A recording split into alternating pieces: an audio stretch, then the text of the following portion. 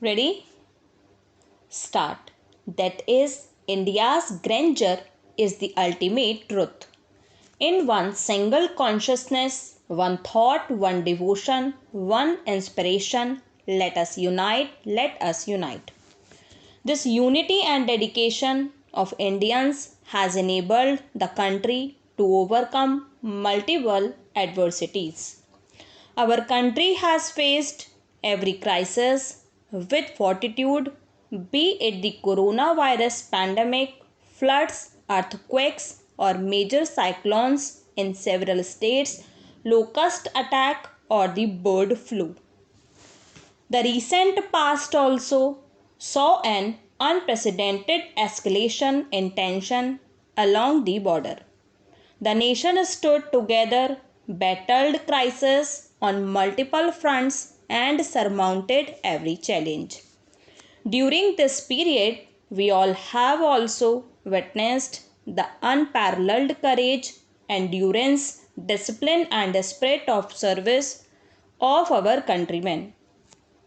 In this fight against the pandemic, we have also suffered the untimely loss of life of a number of our countrymen.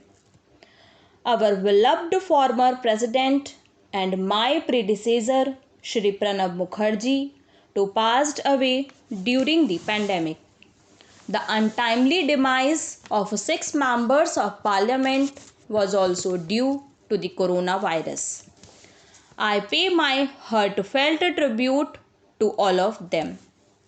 That is, if we do our duty, success is assured.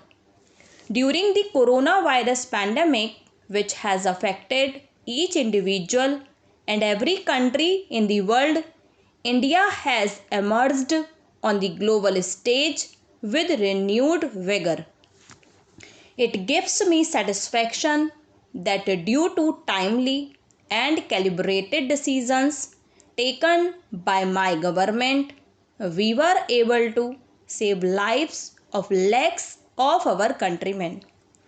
Today, there is a rapid decline in the number of new cases of coronavirus, and at the same time, there is a significant increase in the number of recoveries. When we think of the preceding year, we are reminded of the twin challenges that faced us of saving lives of the citizens and protecting the economy. Besides announcing a record economic package for reviving the economy, my government took care to ensure that no poor person went hungry. Under the Pradhan Mantri Garib Kalyan Yojana, 80% people were provided an additional 5 kg free food grains per month for 8 months.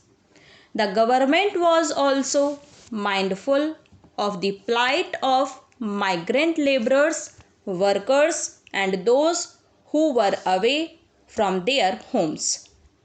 Besides providing them with the facility of one nation, one ration card, the government made free food grains available and organized Shramik special trains for them. My government also launched the Garib Kalyan Rojgar Abhiyan in 6 states in order to provide employment to the returnee migrant laborers in their villages during the pandemic. As a result of this Abhiyan, 50 crore man-days of employment were generated. The government also launched Swanidhi, a special scheme for street vendors and hawkers. Further, an amount of approximately rupees 31,000 crore was directly transferred to the Jan Dhan accounts of poor women. During this period, more than 14 crore gas cylinders were given free of cost throughout the country to poor women beneficiaries under the Ujjwala scheme. Through all its decisions, my government has set an unprecedented example of the collective strength of a federal structure. The collaboration between the central and the state governments has not only strengthened democracy but also enhanced the prestige of the constitution.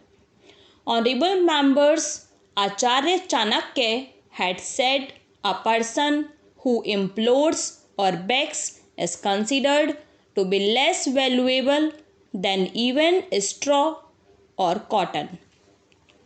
Even the wind that carries away cotton and straw will not take a person who begs, lest he starts demanding something from wind itself.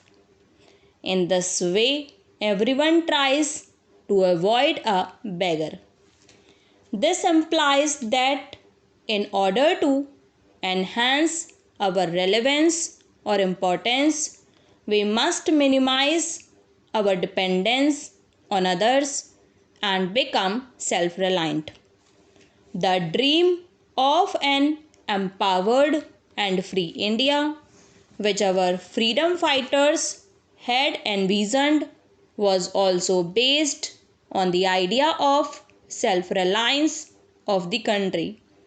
Under the circumstances that emerged during the coronavirus pandemic, when each country was prioritizing their own requirements, we were reminded of the significance of developing a self-reliant India. During this period, India has demonstrated its scientific capabilities, technical expertise, and strength of its startup ecosystem by developing a network of over 2200 laboratories in a short time span, manufacturing thousands of ventilators, PPE kits, and test kits, thereby attaining self-reliance. It is a matter of immense pride that India is conducting the world's largest vaccination program. Both the vaccines rolled out under this program are produced indigenously. By making lakhs of corona vaccine doses available to several countries, India has fulfilled its obligation towards humanity in these times of difficulty. The accolades being showered on India globally for this work, along with the essence of our age-old cultural tradition of Sarva Santu Niramayaha and endeavor to work for women welfare, is imparting strength to our efforts. The gains from the work done by my government in the healthcare sector in the past 6 years were visible during the coronavirus pandemic. During these years, emphasis has been placed not only on modernizing the healthcare systems but also on prevention of diseases. Programs such as Rashtriya Poshan Abhiyan, Fit India Movement, and Khelo India Abhiyan have helped in creating awareness about health with the country. We have also witnessed the beneficial impact of the efforts made by my government to promote Ayurveda and yoga. As a result of the efforts of my government, the poor are now able to avail the benefits of healthcare facilities with ease and their expenditure on treatment of diseases is progressively reducing.